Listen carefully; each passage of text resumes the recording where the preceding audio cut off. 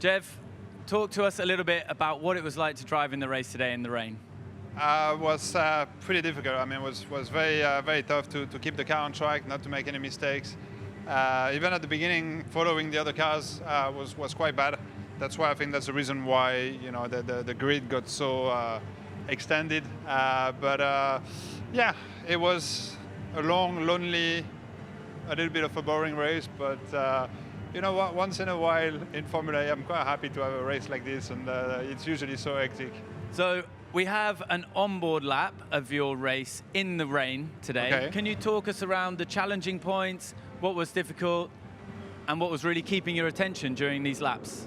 Well, it was first of all to stay on the line where there was less water, and here you needed to go quite early on the inside. You see the white patch here.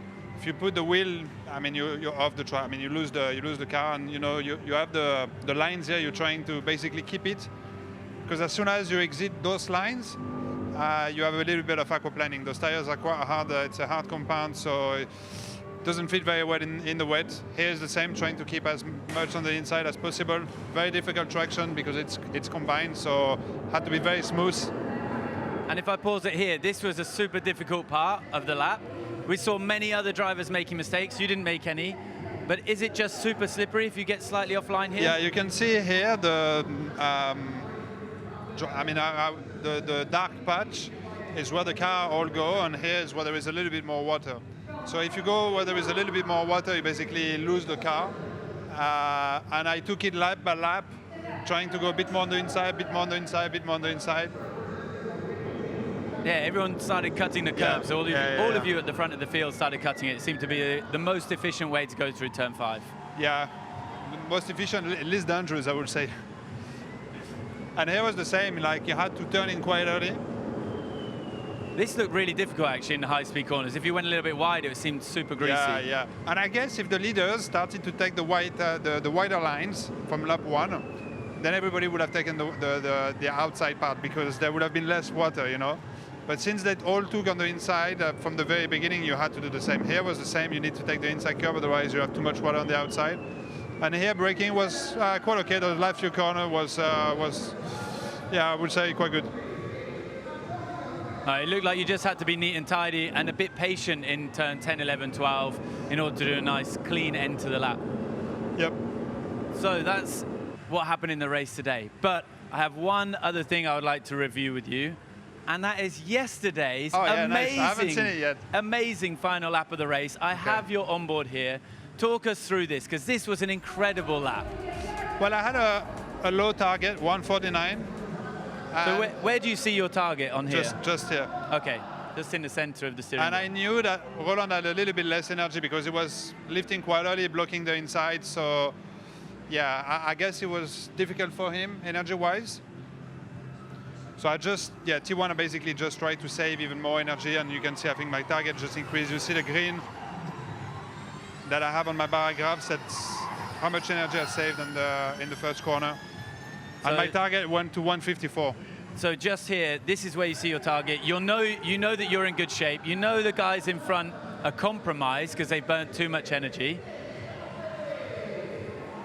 And then we can see as the lap progresses. And here basically, I mean, Oli being Oli, if I decided to go on the inside, he would have, go up until the grass, and trying to go around the outside of him would be, it would not have worked. So I just tried to let him run deep and had the cleanest exit as possible on the inside to be able to go through. It looks super smart, that switchback move, and that set you up for this high-speed 7. Yeah. And then here, honestly, I had no idea what was going to happen. What were you thinking at this moment? Well, I was thinking that I think it was Bernard. Bernard was lifting quite early in the corners before, so I knew he was struggling in energy. So either way Tic-Toon was going to go, on the inside or the outside, I would have gone the other way around. Okay. So I took a quick decision. I saw he was going on the outside, so I went on the inside. And here, perfect apex in 11, 12. I mean, What were your emotions? Take us through the emotion as you crossed that finish line, got the P2, unexpected surely. Yeah, unexpected. I mean, it was a very tough race. I had a crash at the beginning with Edo and Nick. Lost a lot of time. I think after the pit stop, I was P15 or I think P14, 15. 6th lap before the end of the race, I was 14th. So yeah, I want to take the attack, try to recover as many positions as possible. Already I wanted to be in the point because I was thinking maybe I'm not even going to finish in the points. And yeah, obviously the emotion were strong when you pass that many cars in one lap to finish. And second is it's a great feeling. It was a brilliant last lap. Thank you so much for taking us through it. Thanks, James. Well done for a solid Thank you. weekend.